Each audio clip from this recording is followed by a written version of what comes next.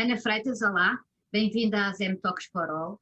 Queria perguntar-te antes de tudo como te estás a sentir e como é que tens estado a sentir estes últimos tempos de confinamento e ainda a ouvir falar de Covid-19.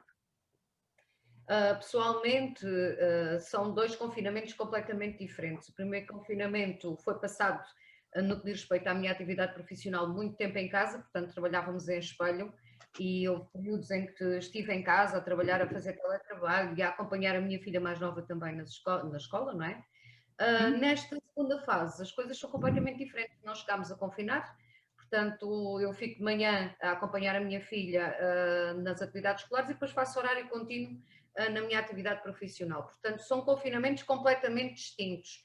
Confesso que no primeiro não senti a ansiedade no início que seria expectável, com o decorrer do tempo começou-me a causar algum sofrimento fazer notícias todos os dias sobre o confinamento, ouvir todos os dias os números da pandemia, fazer aquelas notícias em que não sabíamos como é que as coisas iam decorrer com o tempo, hoje era uma situação, amanhã outra, o facto de ter que fazer notícias para as pessoas sobre essas situações é sempre complicado. Eu senti isto como jornalista ser sempre monotemático, não é? E isso acabou por trazer sofrimento psicológico ao fim de muito tempo, sempre as mesmas notícias. Essa também é a grande diferença entre o primeiro e o segundo confinamento, enquanto que no primeiro confinamento o trabalho em termos práticos, fora daquilo que era o tema pandemia, praticamente não existia, porque tratávamos só pandemia, pandemia, pandemia, pandemia e tudo rodava à volta da pandemia. Neste segundo confinamento as coisas são completamente diferentes. Há muito mais coisas a acontecer, as notícias não pararam, há uma série de atividades que continuam a decorrer, estamos também num período de eleições autárquicas e isso também faz mexer o território, portanto não se notou de todo esse afrouxamento, essa diminuição de trabalho, antes pelo contrário, notamos até um acréscimo de trabalho em relação ao primeiro confinamento. O acréscimo de trabalho não quer dizer que não houvesse coisas a acontecer outra vez, a questão é que só se focava naquilo, pelo menos em termos de comunicação social em geral. Mas havia muito pouco, Ana, muito poucas coisas, aquilo que se fazia fora da pandemia tinha a ver com situações que eram canceladas, ou seja, havia modos de situações que tinham sido programadas e que íamos recebendo informação de que iam sofrendo cancelamentos devido à pandemia, portanto, aquilo que acontecia mesmo fora do tema pandemia era praticamente nulo, ou as informações que existiam eram no sentido que havia cancelamentos, que as coisas já eram avançadas em termos temporais e que não podiam ser feitas naquelas alturas. Não E andámos na muito... região agora as coisas continuam a acontecer, ou podem algumas acontecer, apesar da cultura estar entre aspas fechada, pelo menos até ver, não é? Mas outras coisas podem estar a acontecer e então sentes que não consegues ter tempo ou oportunidade para estar a fazer tudo ao mesmo tempo, é isso? É isso mesmo, é complicado, porque há muita coisa a acontecer ao mesmo tempo e continua tudo a acontecer ao mesmo tempo.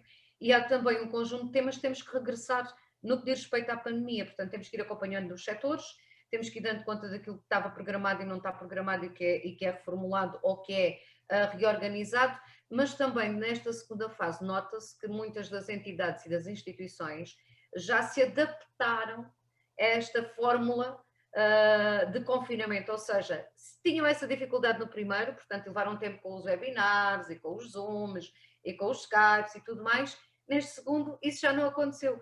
Portanto, há ferramentas que mesmo nós aqui, ao nível da Rádio Voz da Planície, estamos a usar desde o streaming, o Skype, o Zoom, que foram coisas que usámos muito pouco no primeiro confinamento, mas que agora estamos a usar com regularidade e faz-nos, ou permite-nos manter sempre as coisas a acontecer. Tudo aquilo que fazíamos continuamos a fazer ao mais, porque essas novas fórmulas permitem que elas sejam feitas. Eu, pessoalmente, como tenho uma vida muito ocupada, em termos pessoais, tenho uma miúda com 10 anos, o que me ocupa uma boa percentagem do meu tempo fora do local de trabalho, até com este ensino não presencial. Ela ainda não tem autonomia de miúdos mais velhos, isso exige da minha parte e do pai um acompanhamento que, noutras faixas etárias, poderá não ser necessário. A minha manhã é toda ocupada com isso e a tarde com o trabalho até às 8 da noite, das 2 às 8 da noite, portanto acabo por ter sempre a cabeça muito ocupada e tentei no primeiro confinamento ter uma atitude muito positiva em relação até mesmo aos números que ia dando e àquilo que ia dizendo em relação à pandemia. Nesta segunda fase não foi fácil porque os números subiram aos 15 e aos 16 mil. Não se pode inventar nada, não é? Exatamente, tivemos situações muito complicadas no território, muitos surtos de Covid-19, aqui em lares do concelho de Beja e no resto de lares do distrito.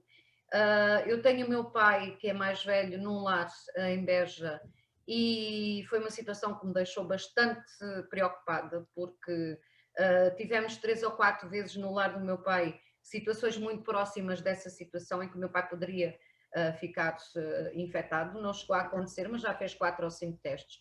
Mas é difícil estarmos a fazer. Então, no meio disto tudo, quer dizer, sendo jornalista já começaste a dar as respostas antes de eu perguntar, mas assim, em termos de estratégias, daquilo que eu estou a entender, tu foste adaptando estratégias às novas realidades e ao cotidiano, à medida que as coisas mudavam, tanto em casa como no trabalho, certo? Exatamente, foi isso mesmo. Sim. E que estratégias foram estas, ao fim e ao cabo? Fizeste para já percebi, dividiste a rotina dos teus dias, não é? Passou a ser completamente diferente. Depois acompanhar o pai, a preocupação também, e o sofrimento psicológico que eventualmente isso também trouxe, a somar a tudo o resto, a dividir o dia com o trabalho até tarde. Depois o filho da parte da manhã. Estas estratégias acham que resultaram até agora?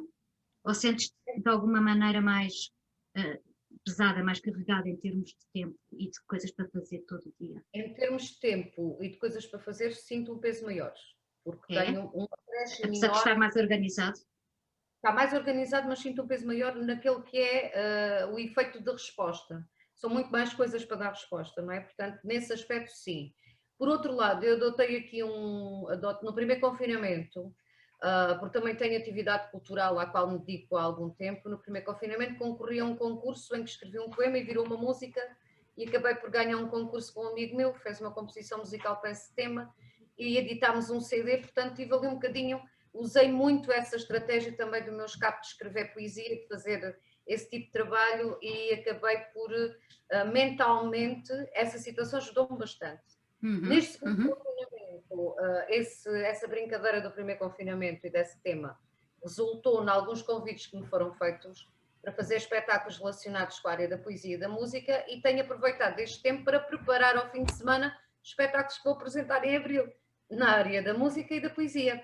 Portanto, tenho ocupado também muito a vertente cultural, que tem-me ajudado muito, não só a suportar aquilo que se vai passando, mas também a canalizar o pensamento para outras coisas positivas. Para outras coisas, exatamente. Isso é o problema que a gente temos aqui. Ou seja, para além da estratégia, estás a encontrar por ti própria as tuas próprias soluções, para ti e para toda a família. Porque o bem-estar depois acaba por ser para todos, não é? Pessoas andarem bem, andarem a sentirem-se bem, apesar de tudo o que está a acontecer. Fantástico. Já agora, então, para terminarmos esta conversa, queria-te fazer uma pergunta. Já que estávamos a falar de cultura e do quão importante isso pode ser e é, como nós sabemos, para a saúde mental, o que é que, como mulher de cultura também, estás a ouvir agora ou a ver, ou o que é que te tem apetecido estar a... que queres deixar de partilhar connosco? Eu faço sempre, como trabalho muito nesta área da poesia, escrevo, a poesia é sempre um dos meus livros de cabeceira, sempre. O último que comprei, que faz parte deste espetáculo que vou também apresentar, é um dos livros do Onjaki, o poeta angolano, até bastante mais novo do que eu, mas que descobri recentemente e gostei imenso da poesia dele e tenho estado a ler imenso. Em mim faz sul, é assim que se chama o livro, que estou a ler o livro de poesia do Onjaki. Para além da poesia, tem-me apetecido muito voltar a livros curiosos. Reli a Instalação do Medo do Ruinzinho, que acho que faz todo o sentido neste contexto da pandemia. Para quem não leu, acho que é uma boa maneira de ocupar o tempo e pensar um bocadinho sobre tudo aquilo que nos amedronta, tudo aquilo que nos faz mal, e o Ruizinho explica isso muito bem no livro, numa prosa quase com velocidade, à qual vamos seguindo e que nos surpreende completamente o final e que coloca-nos muito a pensar sobre aquilo que é a situação que estamos a viver. Voltei também ao 1984, porque achei interessante, e no outro dia revi também O Triunfo dos Porcos. Acho que são livros que podem ajudar a compreender um pouco melhor tudo aquilo que se passa à nossa volta. A literatura e a poesia são sempre boas formas de resolver. E a música. Na minha vida está sempre presente a música. A minha filha estuda música, tenho sempre música em casa, também trabalho com música e acho que a música, a literatura, a poesia também é literatura. Acho que todas estas partes podem nos efetivamente ajudar a perceber um pouco melhor aquilo que passa à nossa volta e a arranjar estas estratégias, tal como eu fui tentando estratégias para andar melhor e para passar melhor. Para passarmos melhor em termos de acho que não é fácil.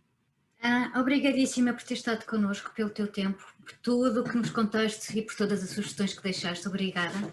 Até breve. Fica bem. Um beijinho grande. Beijinho, Ana. Obrigada. Até breve.